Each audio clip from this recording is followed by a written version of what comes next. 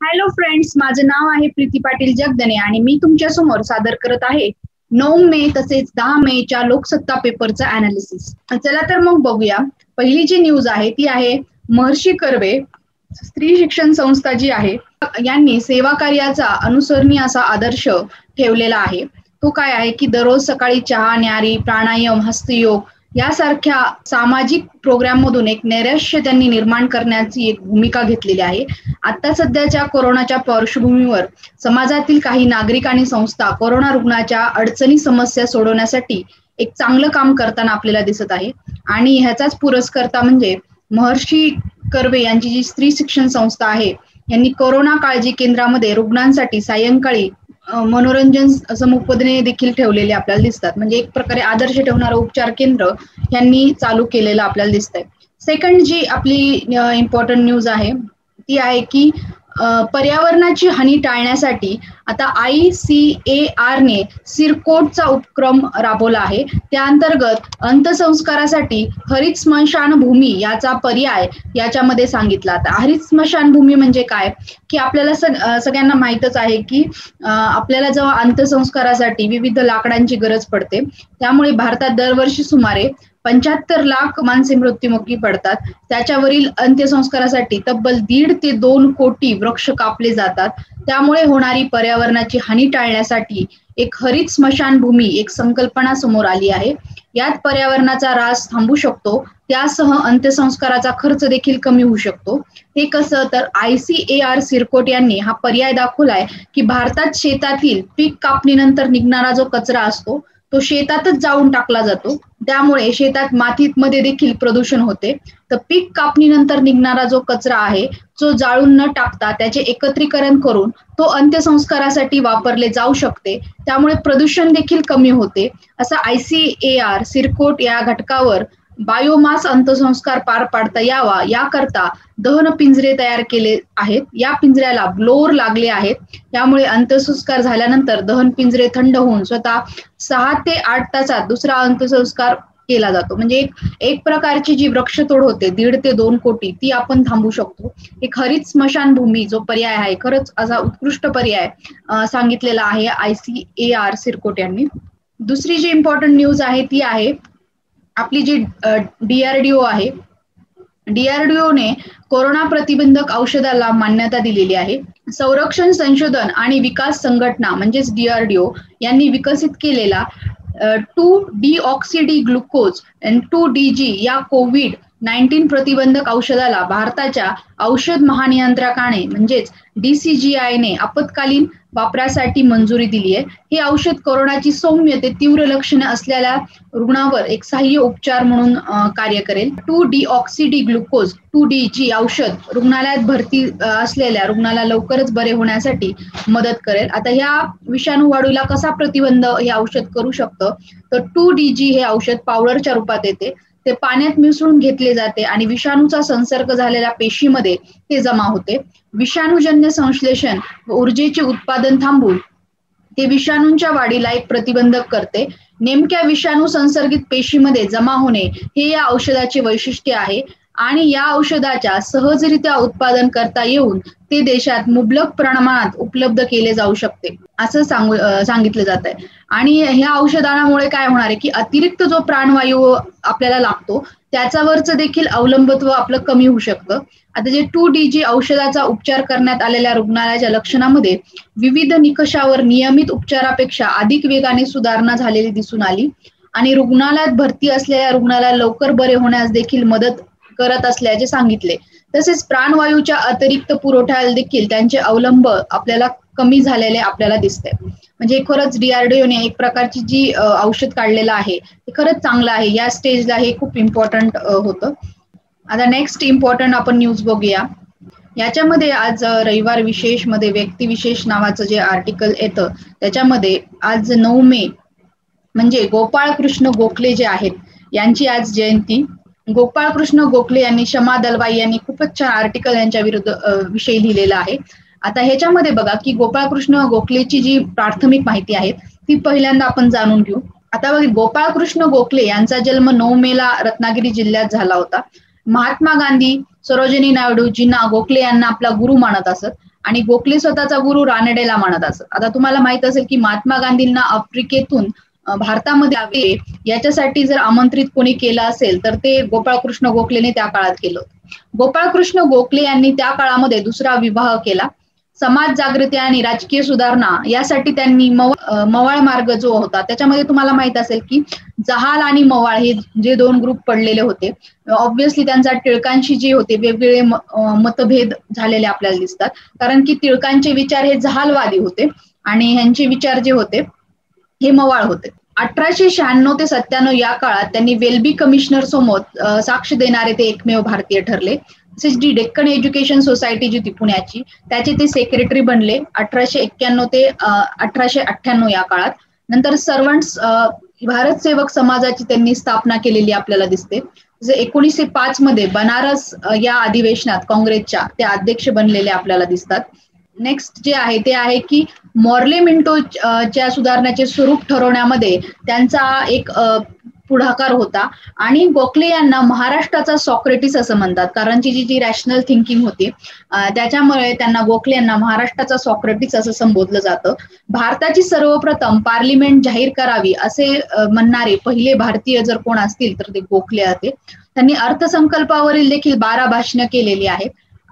आगरकरांच्या सुधारक या वृत्तपत्राचे ते इंग्रजी विषयाचे संपादक होते आणि हितवादी हे त्यांनी एक दैनिक चालू केलेलं आपल्याला दिसतं. जेव्हा बंगालची फाळणी झाली कर्जनच्या काळामध्ये तेव्हा ते पुणे नगरपालिकेचे अध्यक्ष होते. तसेच लोकसेवा आयोगाचे ते सदस्य देखील राहिलेले आहेत. ही एक जर्नी तुम्हाला गोपाळकृष्ण गोखले बद्दल आपण जस्ट स्पष्ट केली. आता याच्यामध्ये या आर्टिकलमध्ये त्यांनी सांगितलं आहे की जी अमेरिकेतील बायडन यांनी स्पीच दिलं त्याच्यामध्ये शिक्षण, आरोग्य आणि रोजगार या गोष्टीवर त्यांनी त्यांचा एम्फोसिस केला. ह्या गोष्टी ऐकल्यानंतर म्हणजे जे आर्थिक विकासासोबत वाढणारे उत्पन्न गरिबापर्यंत आपोआप झिरपत जाईल असा गृहीत धरलेला सिद्धांत खरा ठरला नाही असं बायडन यांनी उदाहरणं आणि आकडेवारी देखील स्पष्ट केले. जगातील महासत्ता ज्या उद्दिष्टांना आज महत्व देते त्या उद्दिष्टांची महत्ता ही नामदार गोपाळकृष्ण गोखले यांनी गेल्या शतकाच्या सुरुवातीला सांगितली होती. गोखले यांच्या 1955व्या जन्मदिवशी आठवण करता 120 वर्षापूर्वी त्यांनी कल्याणकारी विचार जे आहेत त्याचं महत्व प्रकर्षाने मांडलं. गोखले यांनी कल्याणकारी राज्याची संकल्पना जी आहे ती 1902 ते 1904 या कालखंडात ब्रिटिश इंडियाच्या कायदे मंडळात विस्ताराने मांडली. त्यापूर्वी युरोपातील आर्थिक विचारामध्ये अशा प्रकारची प्रकरणं आपल्याला आढळलेली दिसत नाही. आता याच्यामध्ये 19व्या शतकात ऍडम स्मिथ आणि रिकार्डो, आता ऍडम स्मिथ तर सगळ्यांना माहिती आहे वेल्थ ऑफ नेशन चा ग्रंथाचा जो पुढाकर्ता होता. रिकार्डो यांच्या आर्थिक धोरणाचा प्रभाव ब्रिटनमध्ये आपल्याला दिसून येत होता. भांडवली अर्थव्यवस्थेसोबत व्यक्ती स्वातंत्र्य आणि अनिर्बंध स्पर्धा या दोन गोष्टीमुळे आर्थिक विकास होतो. जास्तीत जास्त माणसांना जास्तीत जास्त सुख मिळू शकते. या अर्थव्यवस्थेत सरकारने कोणत्याही प्रकारे हस्तक्षेप केल्यास भांडवली अर्थव्यवस्था डोलारा ढासळतो. त्यामुळे मुक्त अर्थव्यवस्था आणि कमीत कमी सरकारी हस्तक्षेप या अर्थव्यवस्थेचे धोरण विशेषतः प्रगत युरोपीय देशांनी स्वीकारले होते. आता 1930 मध्ये जेव्हा जागतिक मंदी झाली तेव्हा केन्स समोर आला. म्हणजे भांडवलशाही म्हणजे लेझर फेअर जे टेक्निक होती की भांडवलशाहीची पद्धत होती ती ऍडम स्मिथने सांगितली होती. पण 1929 म्हणजेच वर्ल्ड वॉर फर्स्ट झाल्यानंतर सगळीकडे जागतिक मंदी पसरली. त्यामुळं काय झालं की डिमांड जी आहे वस्तूंची ती बऱ्याच प्रकारे कमी झाली. त्यावेळेस जे जॉन मेडॉट केन्स जे आहेत यांची जनरल थेअरी यांच्या पुस्तकातून मांडण्यात आली. त्याच्यामध्ये त्यांनी सांगितलं गेलं की भांडवलशाही व्यवस्था सरकारी हस्तक्षेपाशिवाय स्वतःच्या बळावर तग धरू शकत नाही. म्हणजे आजची जी फिस्कल पॉलिसी आणि मॉनिटरी पॉलिसीचा एक प्रकारे इनडायरेक्ट केन्स यांनी सांगितलेला दिसतो की सरकारी हस्तक्षेप झालाच पाहिजे थोड्या प्रमाणात चांगल्या उद्देशासाठी. या केन्स यांनी सिद्ध केले. त्यानंतर लगेच सुरू झालेल्या दुसऱ्या महायुद्धामध्ये अर्थव्यवस्थेतील सरकारी हस्तक्षेपाचे धोरण युरोपातील राष्ट्रांना स्वीकारावेच लागले आणि कल्याणकारी राज्याची संकल्पना इंग्लंडमध्ये 1942च्या सुमारास ब्रिटिश अर्थतज्ञ विल्यम बेव्हरिज यांनी मांडली आणि आपल्या भारतामध्ये देखील कल्याणकारी जी राज्याची संकल्पना अमर्त्य सेन यांनी मांडलेली दिसती आणि त्यांना यासाठी नोबेल प्राइज देखील मिळालेला आहे. महायुद्धानंतर त्यांचे धोरण रूपांतर झाले आणि नामदारी गोखले यांनी कल्याणकारी राज्याची संकल्पना गेल्या शतकाच्या सुरुवातीलाच मांडली. हे अधोरेखित करणे महत्वाचे आहे. रिकार्डो विरुद्ध रानडे, आता हे रानडे आणि रिकार्डोचे जे विचार आहेत हे याच्यामध्ये मतभेद कसा आढळतो हे सांगितले. तर जे गोखले जे होते, गोखले रानडे यांना आपला गुरु मानत, रानडे यांनी आर्थिक राष्ट्रवादाची मांडणी करताना रेकॉर्डो यांच्या मुक्त आंतरराष्ट्रीय व्यापाराच्या धोरणाला आव्हान दिलं की मुक्त आंतरराष्ट्रीय व्यापारामुळे जगातील सर्व देशाचा विकास होईल आणि सर्वांचे कल्याण होईल, असा रेकॉर्डो यांचा सिद्धांत होता.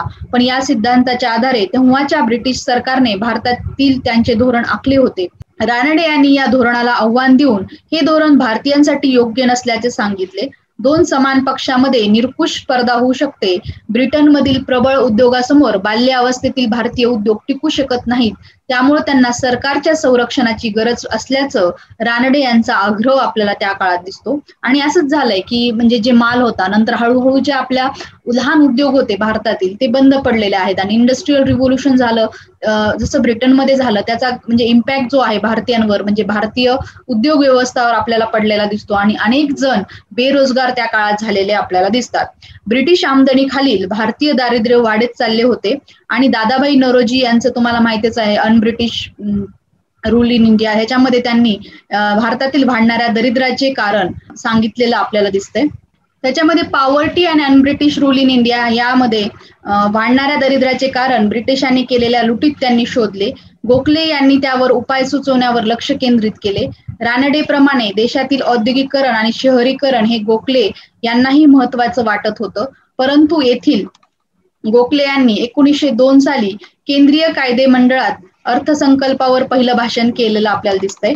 त्यात भारताचे दरडोई उत्पादन 18, 20, 27, 30 किंवा आणखी काही हा महत्वाचा मुद्दा नसून विकास प्रक्रियेबरोबर जनतेचे दरडोई उत्पादन देखील घटत आहे, हे त्यांनी मेजर मांडलेलं आपल्याला अर्थसंकल्पामध्ये दिसते गोष्ट, की जसा विकास होत आहे तसं दरडोई उत्पन्न भारताचं वाढत नाहीये, असं जे एक कोरिलेशन गोखले यांनी अर्थसंकल्पामध्ये मांडलेलं दिसतंय.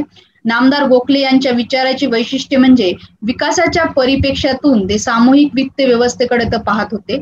वित्त व्यवस्थेचे विश्लेषण करताना अर्थसंकल्प तुटीचे अथवा शिल्लकीचे हे बघता आर्थिक विकास आणि जनकल्याण हेच उद्देश ठेवून मूल्यमापन केले पाहिजे, असं त्यांचं मत होतं. त्यावेळेच्या अर्थसंकल्पावर टीका करताना ब्रिटिश सरकारने जमा केलेल्या करातून थोडा पैसा इथल्या लोकांच्या कल्याणासाठी देखील खर्च केला जावा, कारण रेल्वे, रस्ते विकास हे जरी झालं असेल भारतामध्ये तरी उपयोग त्याचा कुणाला व्हायचा, परदेशीच्याच लोकांना व्हायचा. कारण की अर्थसंकल्पामधील शिल्लक वाढत असताना पैशाचा उपयोग करून रयतेची परिस्थिती सुधारण्यासाठी कुठला देखील कृती कार्यक्रम केला जात नव्हता. म्हणजे त्या काळी गोखले यांचं मत होतं की जी रेल्वे सेवा वगैरे आहे यांचा जो उपयोग आहे तिथल्या भांडवल निर्मिती आणि उत्पादक ला जास्त होतोय, असं त्यांचं मत होतं. कुणासाठी रेल्वे रस्ते, म्हणजे गोखले यांनी वैचारिक दृष्टिकोन मांडून त्यांनी सांगितलं होतं की लोककल्याणासाठी रेल्वे रस्ते नाही आहेत, तर हे रेल्वे रस्ते तुमच्या फायद्यासाठी तुम्ही बनवत आहात. त्याच्यामध्ये लोककल्याणाचा जो आहे लोककल्याण बऱ्याच प्रकारे म्हणजे कमी पडत आहे. आता ह्याच्यामध्ये आपल्याला दिसतं की 1930 मध्ये पुन्हा एकदा दुसऱ्या वर्षाच्या अर्थसंकल्पावर केलेल्या भाषणात त्यांनी कल्याणकारी राज्य ही संकल्पना स्पष्टपणे मांडली. सामान्य जनतेच्या कल्याणासाठी प्रयत्न करणे ही सरकारच्या कार्यक्रमाचा आणि कर्तव्याचा भाग असला पाहिजे. या नव्या विकासाच्या शतकाच्या सुरुवातीला जन आधारित विकासाची सुरुवात 19व्या शतकात औद्योगिक विकास एका टप्प्यापर्यंत झाला आणि ते शतक उलटताना सामूहिक सर्वदूर विकास होणे आवश्यक आहे. सरकारी खर्चाचा उद्देश आणि प्राथमिकता काय असाव्यात या चर्चेत हस्तक्षेप करताना गोखले म्हणाले की आर्थिक पायाभूत सुविधा आणि सामाजिक सेवा असं मला कुठेही सुसंगती असं आढळत नाही. कारण रेल्वे बांधणी म्हणजे सर्व काही आहे का? सर्वांना शिक्षण, पाणी पुरवठा, मलनिस्सारण, स्वच्छता हे तर रयतेच्या प्रश्नाकडे तुम्ही लक्ष दिलं नाहीये. त्या रयतेच्या हलाकीकडे तुमचं लक्ष वेधणं हे महत्वाचं आहे. दरिद्र्य, अज्ञान, गलिच्छ प्रकारचे वास्तव्य हे महत्वाचे मुद्दे आहेत. अर्थसंकल्पातील शिल्लक वाढत असताना पैशाचा उपयोग रयतेची परिस्थिती सुधारण्यासाठी तुम्ही कुठलाही कार्यक्रम करत नाहीयेत. सार्वजनिक शिक्षण, स्वच्छता, नशाबंदी अशा प्राथमिक सेवांचा पुरस्कार त्यांनी वेळोवेळी केला. शिक्षण आर्थिक सामाजिक कल्याणाचं पायाभूत साधन आहे आणि आपल्या समाजातील 10 पैकी 9 मुले हे अज्ञान आणि अंधकारामध्ये आहेत असं त्यांचं म्हणणं होतं. म्हणजे कल्याणकारी राज्य कशा प्रकारे असावं, जनतेचा प्रश्न सोडवणारं कसं असावं आणि शिक्षणाचा जो मेजर रोल आहे त्याच्यामध्ये त्यांनी सांगितलं आहे. तसेच त्यांनी सांगितलं की स्थानिक मंडळांना सरकारकडून अनुदान देण्यात यावं, रेल्वेच्या विकासापेक्षा स्वच्छ पाणी पुरवठा आणि मलनिस्सारण कितीतरी पटीने ही गरज आहे. रेल्वेसाठी त्यावेळेचे 400 कोटी रुपये खर्च केले होते, पण त्या स्वच्छतेवर त्यांनी विशेष असा खर्च त्यांनी केलेला नव्हता. अर्थसंकल्पातील जी शिल्लक रक्कम आहे त्या स्वरूपात प्रांतिक सरकारांना ती द्यावी, ज्याच्यावर ती जी रक्कम आहे ती स्वच्छतेवर खर्च केली जावी. म्हणजे त्या काळामध्ये स्वच्छता का महत्वाची होती, कारण की ते विविध रोगराई त्याच्यामध्ये पसरलेली आपल्याला दिसते. 1882 ते 1904 या काळात लोकसंख्येवरील वाढ 15% असली तरी उत्पन्नावरील करातून मिळणारा महसूल 100% वाढला. यातून काही हिस्सा करवाढीचा जरी असला तरी यातील मोठा हिस्सा दारूचा उपभोग केल्याचा आपल्याला दिसतं. म्हणजे नशाबंदी करण्यासाठी एक अग्रेसर गोखले आपल्याला दिसतात. आणि प्लस त्यांनी काय केलं की जी नशाबंदीसाठी गांधीजींना रिक्वेस्ट करून ह्याचा स्वातंत्र्य लढ्याचा देखील एक मुद्दा बनवलेला आपल्याला दिसतो. समाज कल्याणाचे उद्दिष्ट साध्य करण्यासाठी तर्क शुद्ध तत्वावर आधारलेली वित्त व्यवस्था असायला पाहिजे. कराच्या मार्गे श्रीमंताकडून वसूल केलेला महसूल हा कल्याणकारी सेवाच्या रूपाने गरीब समाजाकडे वळवला पाहिजे असे देखील त्यांचे म्हणणे होते. महसुलाचा 80% हिस्सा अर्थसंकल्पाने केंद्र आपल्याकडे वळते, तर 20% महसुलात अर्ध्यापेक्षा जास्त प्रांतिक सरकार स्वतःच खर्च करते. म्हणजे उरलेल्या हिश्श्यातील भाग स्थानिक संस्थेकडे जातो. हा निधी अपुरा आहे. म्हणजे स्थानिक आपल्याला आजचा पण प्रश्न दिसतो की जी पण स्थानिक स्वराज्य संस्था आहे त्यांना जास्तीत जास्त निधीची गरज आहे, कारण लोकल इश्यू सोडवण्यासाठी म्हणजे कमी प्रमाणाचा निधी जो आहे तो अपुरा पडतो आपल्याला असं दिसते. दुष्काळामध्ये मुख्य प्रश्न जो आहे तो रोजगाराचा. अशा वेळी रेल्वे आणि पाटबंधारे यासारखी कामे काढून लोकांना काम दिले जाईल, त्याचा फायदा त्यांना होत असे नाही, परंतु इतर काही योजनेचा विचारही दुष्काळापासून संरक्षण करून आणला पाहिजे. आता ब्रिटिशांचं जे धोरण होतं हे सगळं स्वार्थी धोरण होतं, कारण की त्यांनी जेव्हा रेल्वे निर्मिती झाली किंवा पाटबंधारे झाली तेव्हा त्या काळात दुष्काळाची स्थिती असताना देखील रोजगार निर्मितीचा विचार त्यांनी केलेला नाहीये. शेतीचे शिक्षण, दुसरे म्हणजे बिगर शेतीचा उद्योगाचा विकास, औद्योगिक शिक्षण घेण्यास मदत करणे आणि छोटे औद्योगिक व्यवसाय करण्यास प्रोत्साहन देणे असं देखील त्यांचं तत्व होतं. या गोष्टीतून दुष्काळाला विरोध करण्याची शक्ती लोकांमध्ये तयार होईल आणि दुष्काळाच्या परिणामापासून त्यांचं संरक्षण होईल. म्हणजे दुष्काळाच्या काळात जो रोजगाराचा प्रश्न आहे तो कशा पद्धतीने सोडवला पाहिजे याच्यावरच त्यांनी एक मत मांडलेलं आपल्याला दिसतंय. भारतातील राजकीय व्यवस्थेला गोखले एक महत्वपूर्ण योगदान आहे. लोकांच्या लोकशाही स्वातंत्र्यासाठी ग्रामीण स्वराज्य संस्थेवर त्यांनी भर दिला.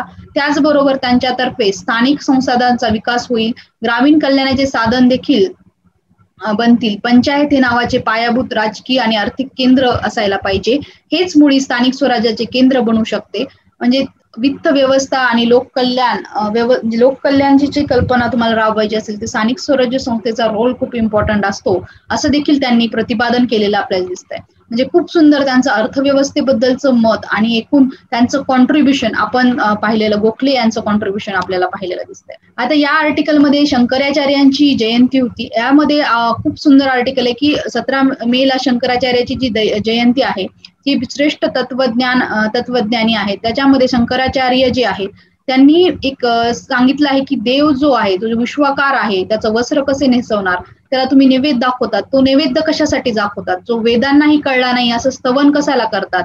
मूर्तीपूजा एरवी ठीक आहे, पण मूर्तीपूजेला पंचायतचं अधिष्ठान देणाऱ्या आद्य शंकराचार्यांनी सांगितलंय की परापूजा कोणती, म्हणजे पूजा जी सगळ्यात मोठी आहे, तुम्ही तुमचा पूजेचा जो अर्थ आहे तेवढाच मर्यादित ठेवू नका. आपले प्रत्येक काम हे प्रत्येक कर्म हे ईश्वर पूजाच आहे हे या भावनेने तुम्ही करा. हे खूपच सुंदर वाक्य आहे. ह्याच्यामधलं जे इम्पॉर्टंट आहे मी ते कव्हर केलं की त्यांचा जो कॉन्ट्रीब्युशन आहे समाजाला एक प्रकारे अध्यात्माकडे नेण्याचा, त्यांचं कॉन्ट्रीब्युशन आपण एक शॉर्ट मध्ये समजून घेतलंय. ओके फ्रेंड्स, तर आता आपण आजच्या न्यूजपेपरकडे म्हणजे 10 मेच्या न्यूजपेपरकडे बघणार आहोत. लास्ट जी इम्पॉर्टंट न्यूज आहे ती आहे लोकविज्ञान चळवळीच्या अग्रणी प्रेरणा राणे यांचं निधन झालेलं आपल्याला दिसतंय. यांचं कोरोनाने निधन झालंय. यांनी सर्वसामान्य अर्धशिक्षित समाज आणि कामगाराची विज्ञान प्रसार करून ते लोकभिमुख करणाऱ्या श्रमिकांच्या लढ्यांना विज्ञानाची जोड कशी द्यावी याच्यामध्ये यांचं कॉन्ट्रीब्युशन अग्रणी प्रेरणा राणे यांचं दिसतंय. आजचा आपण न्यूजपेपर बघूया. आजच्या न्यूजपेपर मधली 10 मेचा जो न्यूजपेपर आहे त्याच्यामध्ये महाराष्ट्रात रुग्णघट हळूहळू होत आहे. तसेच आता रुग्णघट होत आहे हे मान्य आहे, परंतु तरी देखील आपल्याला तिसऱ्या लाटेचा जो धोका आहे अजून टळलेला नाहीये. आता जीएसटी पूर्णतः माफ केल्याने कोरोनाची औषध आणि लसी अजून महाग होतील असं निर्मला सीतारामन यांनी सांगितलेलं आहे की बरेच जण म्हणतात की जीएसटी वगैरे माफ करा, तर त्याच्यामध्ये त्यांचं असं म्हणणं आहे की जर जीएसटी पूर्णतः माफ केला तर त्या वस्तूच्या किमती कमी होण्याच्या ऐवजी वाढतील, कारण इनपुट क्रेडिट टॅक्सचा जो लाभ ग्राहकांना होतोय त्याचा भार जो आहे पुरा ग्राहकावर पडेल, त्यामुळे महागाई अजून वाढेल. त्यामुळे जीएसटी माफ केल्याने औषधे स्वस्त होणार नाहीयेत असं सांगितलं आहे. आता आसामच्या मुख्यमंत्रीपदी हेमंत बिस्व शर्मा यांची नेमणूक करण्यात आली. आता सोनोवाल यांच्या ऐवजी एक नवा चेहरा आलेला आहे. शर्मा हे उत्तक संघटक मानले जातात. ते चौथ्यांदा आमदार झालेल्या शर्मापूर्वी काँग्रेसमध्ये होते. तरुण गोगोई यांची मतभेद झाल्यानंतर 2015 मध्ये काँग्रेसचा राजीनामा देऊन शर्मा यांनी भाजपमध्ये प्रवेश केला आणि सोनोवालच्या मंत्रिमंडळात देखील महत्वाची खातं त्यांनी सांभाळलेली दिसते.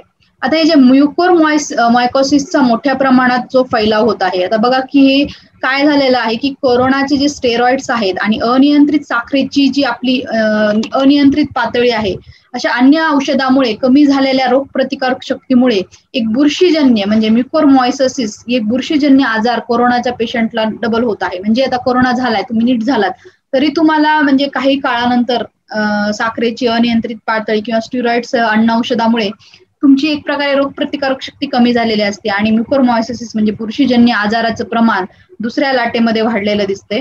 या आजारावरील औषधे महागडी असून मागणी वाढल्यामुळे औषधाचा तुटवडा निर्माण झाल्याची भीती व्यक्त होत आहे.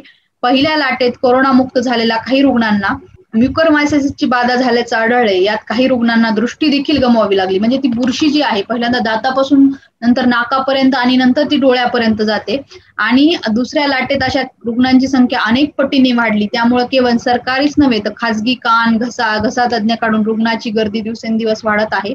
पहिल्या लाटेनंतर 2 महिन्यातच एखाद्या रुग्णाला ही बाधा झाल्याचं पाहायला मिळत होतं, परंतु आता हे जे प्रमाण आहे त्याच्यामध्ये वाढलेलं आहे आणि प्लस त्यांची जी औषधाची मागणी आहे तिचा देखील तुटवडा पडत आहे आणि एकूण जो खर्च आहे औषधाचा तो 15 ते 20 लाख एवढा लागत आहे. म्हणजे सामान्य जनतेला हा खर्च अफोर्डेबल नाहीये. ही म्युकोरमायकोसिसचं वेगळं चॅलेंज कोरोनामध्ये आलेलं आपल्याला दिसतंय.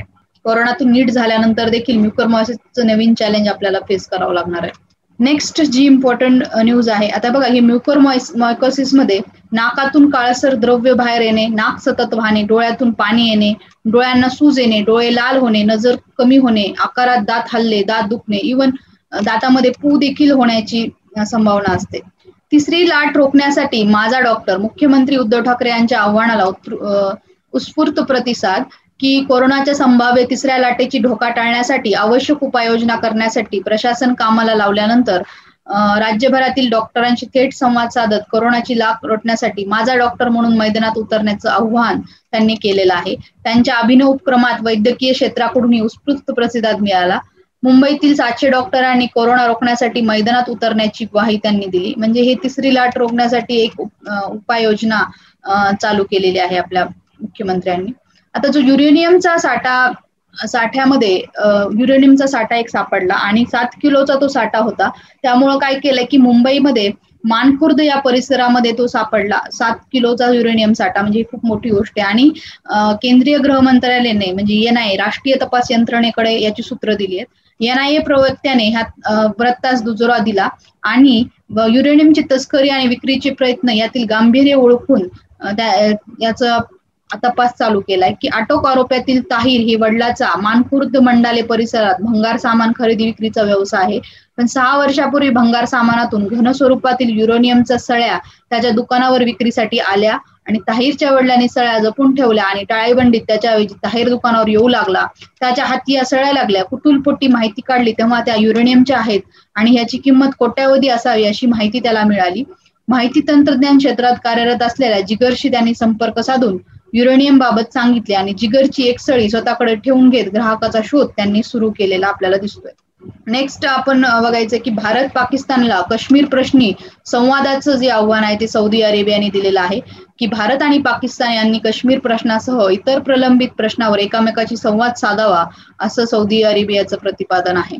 रणजित डिसले यांचं ग्लोबल स्टुडंट प्राइज अकॅडमीवर नेमणूक झालेली आहे. हॉलिवूडमधील अभिनेते ॲक्शन टीचर मिला कुनिस यांच्यासह 2020 सालचे ग्लोबल टीचर पुरस्कार विजेते भारतीय शिक्षक रणजित सह हे सोलापूर डिस्ट्रिक्ट मधले होते. यांनी महाराष्ट्राच्या सोलापूर जिल्ह्यातील परिटेवाडी या खेड्यामध्ये प्राथमिक शिक्षक असलेले डिसले यांनी गेल्या अखेरीस 1 अब्ज अमेरिकेचा डॉलरचा पुरस्कार जिंकला. याच पुरस्काराशी साधर्म्य साधणाऱ्या 50,000 अमेरिकी डॉलर्सच्या पुरस्काराची निवड समितीवर आता नियुक्त त्यांना करण्यात आलं आहे. चेग या शिक्षण तंत्रज्ञान कंपनीच्या ना नफा ना तत्वावर काम करणाऱ्या check.org आणि सहकार्याने वॉर्क फाउंडेशन यांचा पुरस्कार सुरू केलेला आहे.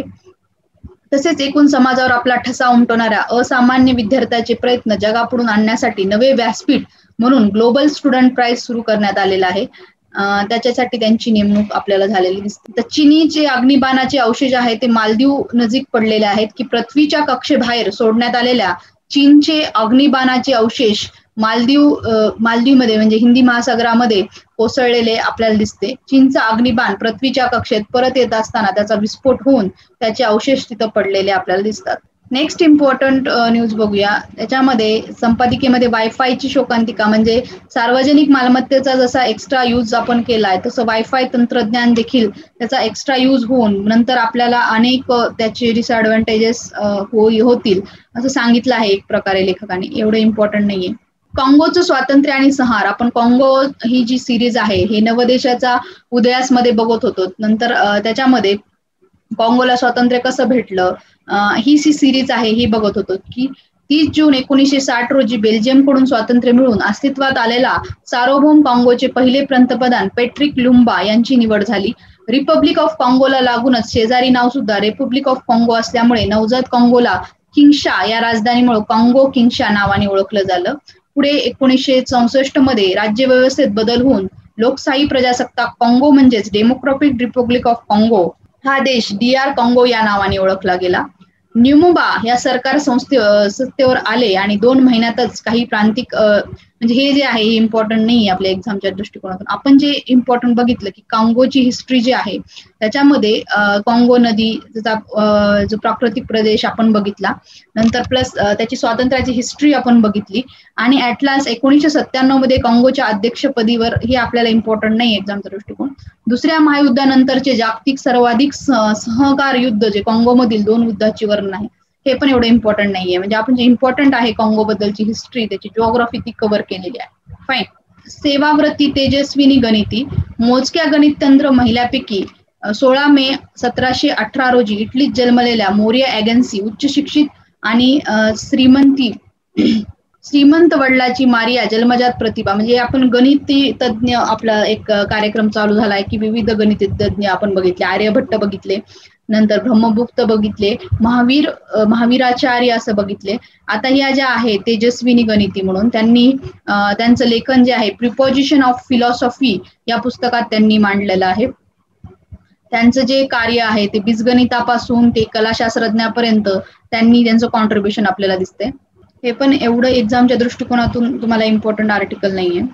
नेक्स्ट न्यूज कडे बघूया की हवामान बदल आहे की बऱ्याच आता 2 दिवसापूर्वी पाऊस पडला आणि बऱ्याच ठिकाणी नद्याला उथळ पूर आलेला आपल्याला दिसतोय की हवामान बदलामध्ये महाराष्ट्र किती पद्धतीने सज्ज आहे, कशा पद्धतीने सज्ज आहे. तर महाराष्ट्र हवामान बदलाच्या फेऱ्यात आल्याचं दर्शवणाऱ्या अनेक घटना गेल्या काही वर्षात घडल्या, पण हवामान बदलाचे जे आव्हान आहे ते पेलण्यास महाराष्ट्र किती सक्षम आहे हे देखील आपण पडताळणी केली पाहिजे. यामध्ये बघा हवामान बदलास सामोरे जाणाऱ्या जिल्ह्याची दुबळेपणाची एक वर्गवारी केलेली आहे. आता जो मुंबई स्तर आहे असुरक्षित मध्ये, आता हे रेड झोन जे आहे, रेड झोन आहे असुरक्षित मध्ये बुलढाणा, वाशिम, यवतमाळ, जालना, हिंगोली, धुळे हे असुरक्षित जिल्हे म्हणून ओळखले जातात. तुलनेने हे जे ऑरेंज कलरचे आहेत हे कमी आहेत आणि हे थोडेसे जे कमी ब्राऊन दिसत आहेत ते सुरक्षित मानले जातात. आता ह्याच्यामध्ये बघा की हवामान बदल हा वाक्यप्रचार हल्ली वरचेवर ऐकायला भेटतो आणि जगाची आपल्याला काळजी अशा दृष्टीने अनेक जण सध्या गप्पाही मारतात. हवामानात नैसर्गिकरित्या बदल होत असतात, पण मानवनिर्मित घडामोडी आणि उद्योगामुळे त्याला जास्त बळ भेटलं आहे. सर्वाधिक बदल हा मानवनिर्मित घडामोडीमुळेच झालेला आहे, म्हणून त्याला आळा घालता येणं शक्य आहे आणि संपन्नतेला व्यक्तीला तंत्रज्ञानातून सहजी हातातून सुखसोयींना आणि समाजरित्या डावलणे जड होते, पण त्यामुळेच मोठ्या प्रमाणात हवामान बदल होतात आहारी जाऊ नका असे म्हटले तरी पळवाटा शोधल्या जातात, एकामेकाकडे बोटं दाखवली जाती. पर्यावरण बदलाचा नुकत्याच झालेला एका आंतरराष्ट्रीय परिषदमध्ये भारतीय पंतप्रधानांनी आपली जीवनशैली कशी बदलावी आणि शाश्वत अशा भारतीय जीवन पद्धतीचा अंगीकार करावा असं सुचवलं. आर्थिक दृष्ट्या सक्षम व्यक्ती, समाज, देश जीवनशैली बदलायचा विचार करणार नाहीत जोपर्यंत त्याचे परिणाम भोगायची वेळ येणार नाही, तोपर्यंत हवामान बदल होत राहील. अधिकतम प्रतिकूल परिणाम आर्थिक दृष्ट्या गरीब देशावरच होत राहतो, हे वास्तव आहे. म्हणजे जो पर्यावरण बदलाचा जो मुख्य परिणाम आहे तो गरीबावरच जास्त होतो, हे प्रूव्ह झालेलं आहे. आणि हवामान बदलाने प्रभावित होणाऱ्या देशाच्या यादीत भारत नेहमीच पहिल्या 10त आहे. कारण जागतिक हवामान जोखीम निर्देशकामध्ये हवामान बदलामुळे जास्तीत जास्त भारतावर देखील पहिल्या 10 मध्ये परिणाम झालेला आहे. 2019 साली झालेल्या सर्वाधिक प्रभावी देशामध्ये 7वा क्रमांक भारताचा लागला. हवामान बदलामुळे वास्तव 2 प्रकारे मोजले जाते. एक तर बदलामुळे आलेले नैसर्गिक संकट किती हानी पोहोचू शकते आणि सक्षमतेने तुम्ही तोंड न देऊ शकणाऱ्या असुरक्षित समाजाचे प्रमाण किती टक्के आहे याच्याद्वारे तुमचं म्हणजे वर्गीकरण केलं जातं. कोलमडून न पडता सक्षमतेने तोंड देण्यासाठी आर्थिक, मानसिक आणि शारीरिक ताकद समाजात असणे ही प्राथमिक गरज आपल्याला दिसते. आंतरराष्ट्रीय स्तरावर यासाठी कार्य करणाऱ्या IPCC म्हणजेच आंतरशासकीय हवामान बदला अभ्यास करणारं मंडळ म्हणजेच IPCC या संस्थेने कोणते सामाजिक, आर्थिक, नैसर्गिक घटक, पायाभूत सुविधा आणि सुविधाच्या सोयी हवामान बदलांना क्षमतेने तोंड देण्यासाठी अपायकारक आणि हानिकारक ठरू शकतात याचं मापदंड निर्माण केलं. एखादा देश किंवा त्यांचा घटक अशा बदलाला किती प्रमाणात तोंड द्यायला सक्षम आहे हे ठरवण्याचे मापदंड त्यांनी वापरले. उदाहरणार्थ दळणवळणाच्या सोयी, ग्रामीण लोकसंख्येच्या तुलनेत वनक्षेत्राचे प्रमाण, एकूण शेतीत बागायतीचा हिस्सा, आरोग्य सेवाची उपलब्धता, कमवत्या महिलांचे प्रमाण, मनोरोग्यासारख्या योजना, पिकांचा विमा अशा बाबी संकटसमयी अपायकारक ठरतात. म्हणजे असे की आपत्कालीन परिस्थितीत सुलभतेने हालचाल करण्यासाठी दळणवळणाच्या सोयीमध्ये मालमत्ता आणि मनुष्यहानी टाळता येत नाही. इमारती, लाकडा व्यतिरिक्त इतर साधनाचे साधन ग्रामीण समाजाच्या हाती वनक्षेत्रातून मिळू शकते. मात्र शेतीच्या तुलनेत बागायती आपत्कालीन परिस्थितीत थोडा तरी टिकाव धरते, पण त्यातून उत्पन्न चालू राहते.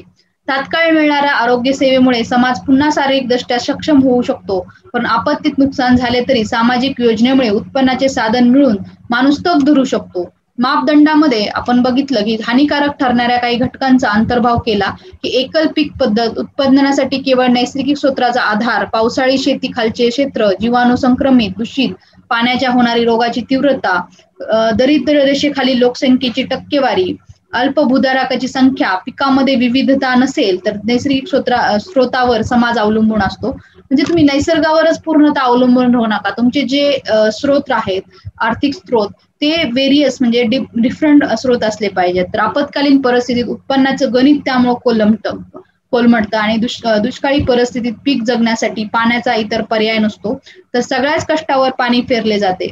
याचा मापदंडाचा वापर करत निवडक भारतीय संशोधन संस्थाने भारतातील राज्य आणि जलनिहाय दुबळेपणाचा एक अहवाल नुकताच सादर केला. जागतिक स्तरावर या अहवालानुसार संपूर्ण भारत असल्या बदलांना तोंड देत आहे, तेव्हा मराठी मानाची मान उंचावेल. कारण महाराष्ट्र राज्य सगळ्या राज्याच्या तुलनेत हवामान बदलाला चांगल्या पद्धतीने तोंड देतो. सर्वात कमी दुबळा असल्याचं महाराष्ट्राची नोंद आपल्याला आहे. वासराची लंगडी गाय शहाणी, भारतात राज्याची अतिशय दुबळी आणि माफिकरित्या दुबळी अशी विभागणी करायला मिळते. महाराष्ट्राच्या बाबतीत निकष संपूर्ण खरे नाहीत. हा मराठा मुलूक मापदंडावर उजवा ठरण्याचं कारण सांख्यिकीय पद्धतीला असलेल्या मर्यादा देखील आहेत. कारण सांख्यिकीय पद्धत अनेक मर्यादा दिसतात आपल्याला.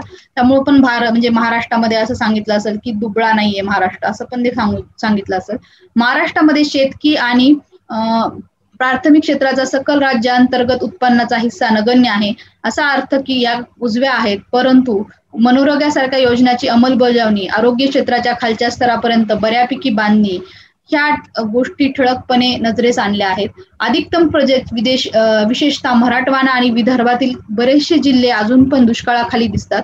केवळ 18% शेती सिंचनाखाली आहेत आणि विविध सरकारे आली तरी दीर्घकालीन उपाययोजना शोधायला वेळ आणि सरस नसल्याचं आपल्याला दिसतंय. म्हणजे प्रिय आमचा महाराष्ट्र देश असला तरी काही बाबीमध्ये आपण डोळसपणे लक्ष घालायला हवे. आवश्यक ते लेखात म्हणजे मापदंड स्वीकारून आपण अधिक सक्षम मार्गाने ह्या हवामान बदलाला कसं सामोरे जाऊ शकतो आणि शाश्वत विकासाकडे आपलं प्रत्येक जीवन शाश्वत विकासाकडे म्हणजे जे आपलं जीवन आहे, आपली जीवनशैली आहे, शाश्वत विकासाकडे कशी जाऊ शकते याच्यावर आपण भर द्यायला पाहिजे. हे इम्पॉर्टंट आर्टिकल आहे की हवामान बदल आणि महाराष्ट्र सज्ज आहे का, किंवा पूर्ण देश सज्ज आहे का, किंवा जग सज्ज आहे का, याच्यावर हे आर्टिकल आहे. सुंदर आर्टिकल आहे. ओके फ्रेंड्स, तर आपण आजची जे इम्पॉर्टंट आर्टिकल आहेत ते सगळे कव्हर केलेले आहेत. आता याच्यामध्ये बँकिंग, रिझर्व्ह बँकेचे जे भूपेंद्रचंद्र मित्रा हे वगैरे आहेत, रिझर्व्ह बँकेची स्टोरी दरवेळेस येते की बँकिंग रेग्युलेशन ऍक्ट कसा आला आणि 1949चा जो बँकिंग रेग्युलेशन ऍक्ट आहे याच्याबद्दल माहिती मिळवताना पहिल्यांदा आपल्याला दिसतं की 1 एप्रिल 1935ला भारतीय मध्यवर्ती बँकेची स्थापना झाली. म्हणून रिझर्व्ह बँकला बँक ऑफ इंडियाची स्थापना झाली. सर्वप्रथम जर 1771 मध्ये भारतासाठी मध्यवर्ती बँकेची स्थापना करण्याचा म्हणजे कुणी मांडला होता प्रस्ताव, ही कल्पना वॉरन हेस्टिंगची होती. मग नंतर त्याच्यावर 1926ला यंग हिल्टन आयोग यांच्या शिफारशी होऊन गोलमेज परिषदाच्या चर्चेअंती भारतासाठी एक मध्यवर्ती बँक स्थापन करण्याचा निर्णय घेतला आणि 6 मार्च 1934ला रिझर्व्ह बँकचा कायदा पारित झाला. 1934 संमत करण्यात आला. नंतर 1 एप्रिल 1935ला रिझर्व्ह बँकेची स्थापना झालेली आपल्याला दिसते. आता ही सिक्वेन्स आपल्याला माहिती आहे, पण रिझर्व्ह बँकेचं जे भाग भांडवल होतं त्या काळी फर्स्ट म्हणजे पहिल्यांदा 5 कोटीच होतं. ते 100 रुपयाच्या 5 लाख शेअर मध्ये विभागलं होतं. स्थापनेवेळी त्याच्यामध्ये 16 सदस्य होते रिझर्व्ह बँकेमध्ये. रिझर्व्ह बँकेचे कार्यक्षेत्र भारत असून 1942 पर्यंत ब्रह्मदेश आणि पाकिस्तानची देखील मध्यवर्ती बँक म्हणून आरबीआय बघत होती. म्हणजे 4 देशाचा कारभार आपण गेल्या आर्टिकल मध्ये बघितलं होतं की आरबीआय सांभाळत होती. स्थापनेवेळेस काय होतं की रिझर्व्ह बँकेचे जे शेअर्स होते हे खाजगी क्षेत्राच्या मालकीचे होते. पण स्वातंत्र्यानंतर रिझर्व्ह बँकची भूमिका पार पाडायची असेल म्हणून भारत सरकारने नंतर 1948 मध्ये रिझर्व्ह बँक सार्वजनिक मालकीकडे हस्तांतरण कायदा म्हणजे आरबीआय ट्रान्सफर पब्लिक ओनरशिप हा संमत केला आणि 100 रुपये प्रति शेअर साठी 118 रुपये दिले आणि 5.54 कोटी रुपये भागधारकांना देऊन 1 जानेवारी 1949 मध्ये रिझर्व्ह बँक पूर्ण शासनाच्या मालकीची झालेली आपल्याला दिसते. म्हणजे मी आता रिझर्व्ह बँक ही शासनाच्या मालकीची कसे झाले आणि 1949चा जो स्वतंत्र कायदा जो आहे बँकिंग ऍक्ट तो पारित केला, ते तुम्हाला हिस्टोरिकल बॅकग्राऊंड सांगितलेलं आहे की आता ह्या विविध समित्या वगैरे ह्याच्यामध्ये सांगितलंय मी आत्ताच तुम्हाला जे एक्झामसाठी इम्पॉर्टंट आहे आणि खाजगी बँकचं आरबीआयचं कसं शासकीय मध्ये नमूद केलं हे तुम्हाला इम्पॉर्टंट मी सगळं कव्हर केलेलं आहे. Fine. Thank you friends. Thank you so much for listening my lecture. We have covered all important news. Stay home, stay safe. Okay, thank you so much.